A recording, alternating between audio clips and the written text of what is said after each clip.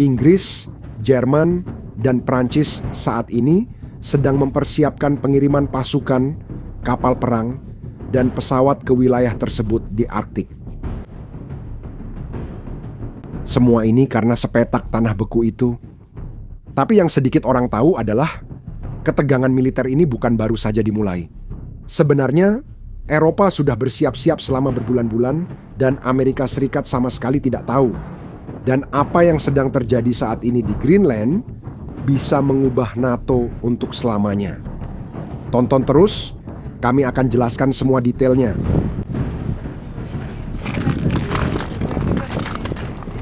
Untuk memahami situasi saat ini, kita harus melihat beberapa bulan ke belakang. Groenlandia,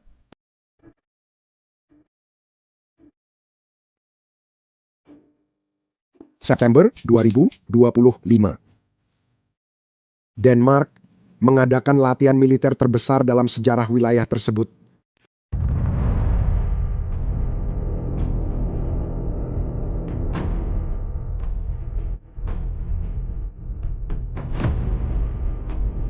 Lebih dari 550 tentara Prancis, Jerman, Swedia, Norwegia, semuanya bersama-sama, dan Amerika Serikat.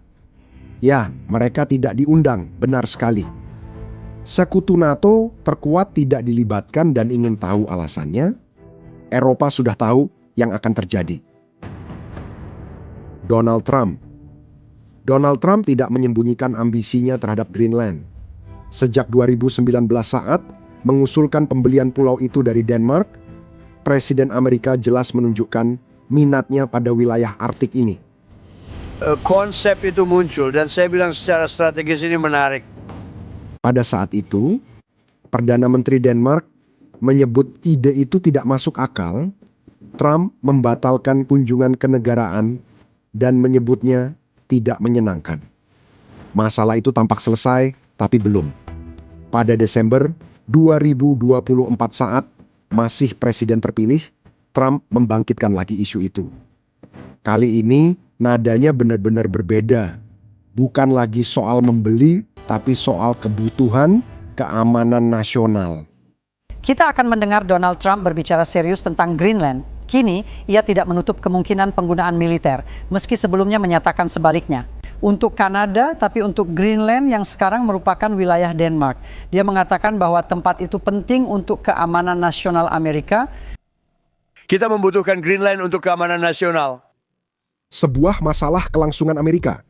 Dan pada Januari 2026 dunia menyadari bahwa Trump benar-benar serius. 3 Januari dini, hari Caracas, Venezuela, pasukan khusus Amerika menyerbu wilayah Venezuela dan menangkap Presiden Nicolas Maduro. Operasi Resolusi Mutlak melibatkan lebih dari 150 pesawat udara dan serangan mendadak. Maduro diseret dari tempat tidurnya ke New York. Komunitas internasional terkejut, tapi keterkejutan itu baru saja dimulai. Karena beberapa hari setelah penangkapan Maduro, Trump kembali berbicara tentang Greenland, dan kali ini tidak ada lagi diplomasi dalam kata-katanya. Dalam sebuah pertemuan dengan para eksekutif industri minyak, Presiden berbicara secara langsung, mari kita lakukan sesuatu tentang Greenland dengan cara apapun, dengan cara apapun. Biarkan kalimat itu terngiang sejenak. Apa maksudnya? Kita membutuhkan itu karena jika Anda melihat keluar Greenland saat ini, ada kapal perusak Rusia, ada kapal perusak Tiongkok, dan yang lebih besar lagi, ada kapal selam Rusia di mana-mana. Ya, kita tidak akan membiarkan Rusia atau Tiongkok menduduki Greenland, dan itulah yang akan mereka lakukan jika kita tidak bertindak. Kita akan melakukan sesuatu terkait Greenland, baik dengan cara mudah maupun sulit. Tapi bagaimanapun juga, Kita akan punya Greenland. kamu baik-baik saja? Gedung Putih mengeluarkan pernyataan resmi. Akuisisi Greenland adalah prioritas keamanan nasional Amerika Serikat. Lalu datanglah bagian yang membuat ibu kota Eropa membeku. Menggunakan angkatan bersenjata Amerika Serikat selalu menjadi pilihan, tersedia bagi komandan tertinggi selalu menjadi pilihan. Stephen Miller, wakil kepala staf Gedung Putih, bahkan lebih jelas lagi, tidak ada yang akan berperang secara militer melawan Amerika Serikat demi masa depan Greenland. Kita adalah negara adidaya dan kita akan bertindak seperti negara adidaya. Trump mengulangi argumennya beberapa kali. Jika Amerika Serikat tidak menguasai Greenland, Tiongkok atau Rusia akan mendudukinya. Menurutnya, kapal-kapal Rusia dan Tiongkok ada di seluruh pesisir Greenland. Saat ini, pulau itu tidak boleh jatuh ke tangan siapapun. Ini adalah masalah keamanan hemisfer, tetapi ada masalah dengan argumen tersebut. Negara-negara Nordik mengatakan bahwa tidak ada aktivitas militer Rusia atau Tiongkok yang terdeteksi di pesisir Greenland dalam beberapa tahun terakhir. Kehadiran militer Rusia terbatas pada wilayah Rusia di Kutub Utara. Ancaman yang digambarkan oleh Trump sebenarnya tidak ada seperti yang dia sampaikan. Para teman-teman, ini berarti bahwa Amerika adalah negara Denmark. Denmark bereaksi dengan kekuatan yang tidak banyak orang harapkan. Perdana Menteri Mette Frederiksen mengeluarkan peringatan paling serius. Jika Amerika Serikat menyerang negara anggota NATO lain, semuanya akan berubah, termasuk keanggotaan kami di NATO. Termasuk keamanan yang telah dijamin sejak akhir Perang Dunia Kedua. Untuk pertama kalinya dalam sejarah, intelijen Denmark mengklasifikasikan Amerika Serikat sebagai risiko keamanan. Dan kemudian Denmark melakukan sesuatu yang lebih drastis lagi, menegaskan kembali pedoman militer tahun 1952, sebuah perintah yang telah terlupakan selama beberapa dekade. Pedoman tersebut menyatakan bahwa angkatan bersenjata Denmark harus segera melawan setiap invasi, segera, tanpa menunggu perintah politik khusus, tanpa berkonsultasi dengan pemerintah, tanpa meminta izin. Jika pasukan asing mencoba merebut Greenland dengan paksa, tentara Denmark diperintahkan untuk segera melepaskan tembakan. Perintah ini ditegaskan kembali oleh pihak berwenang pada Januari 2026. Ini bukan retorika, tapi protokol militer aktif. Eropa menyadari bahwa sesuatu yang belum pernah terjadi sebelumnya sedang terjadi untuk pertama kalinya sejak pembentukan NATO. Seorang anggota aliansi mengancam anggota lain dengan kekuatan militer. Pasal 5 klausul pertahanan kolektif yang menyatakan bahwa serangan terhadap satu anggota adalah serangan terhadap semua, berubah menjadi paradoks yang mustahil. Jika Amerika Serikat menyerang Denmark, NATO harus membela Denmark, tetapi sebagai aliansi militer, apakah mereka bisa membela diri dari pemimpinnya sendiri? 6 Januari 2026, 8 negara Eropa mengeluarkan pernyataan bersama.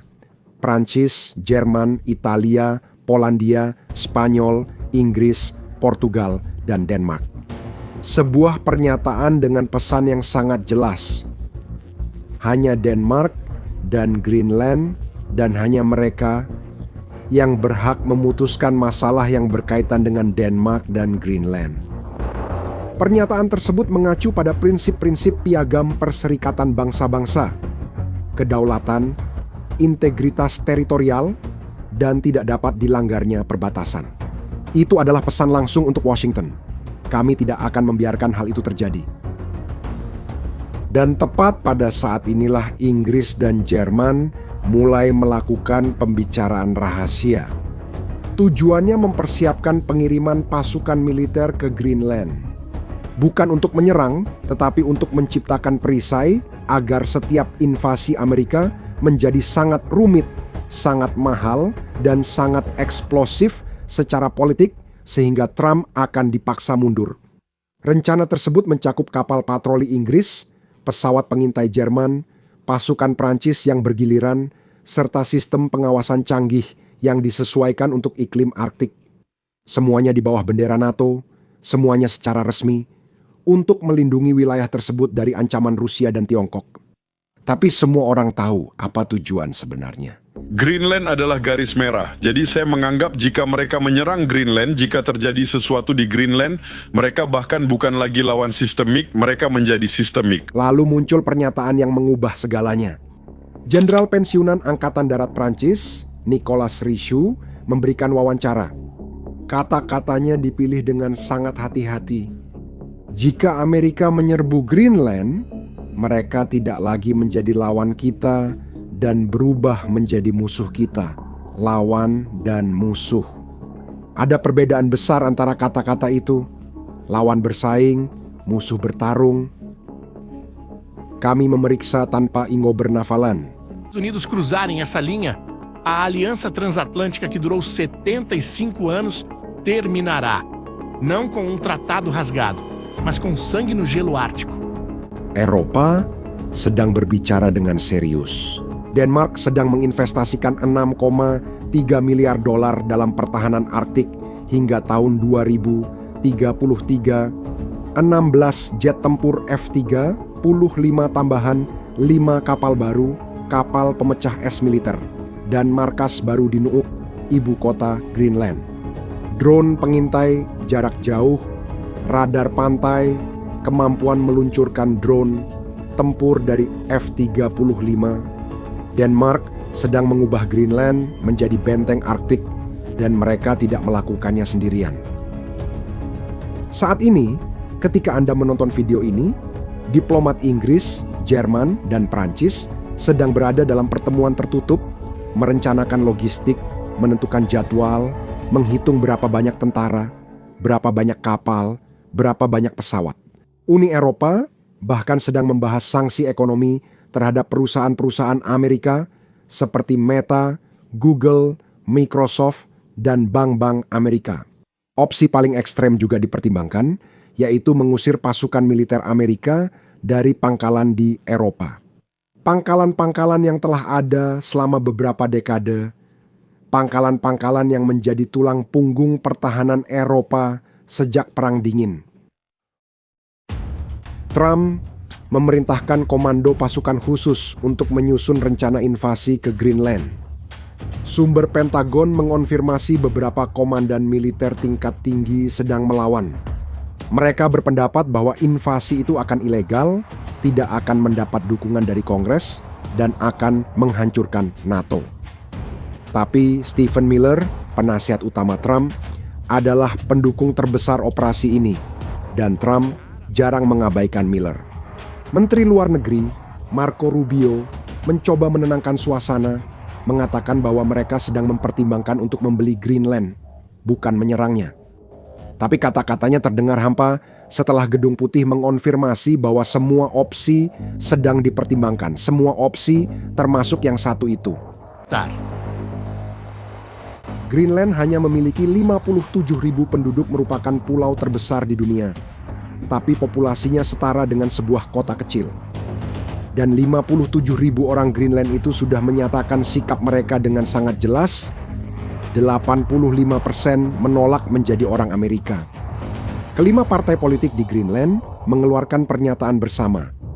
Kami tidak ingin menjadi orang Amerika, kami tidak ingin menjadi orang Denmark, kami ingin menjadi orang Greenland. Masa depan negara kami harus diputuskan oleh kami sendiri, tanpa tekanan, tanpa campur tangan dari negara lain. Tapi suara mereka diabaikan karena perselisihan ini sebenarnya tidak pernah benar-benar tentang rakyat Greenland. Ini tentang mineral langka yang digunakan dalam ponsel pintar, rudal, dan teknologi militer.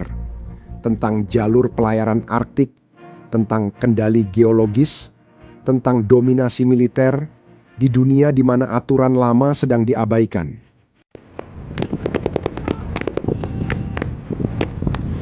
Apa yang dimulai dengan latihan militer pada bulan September telah berubah menjadi krisis terbesar NATO sejak didirikan.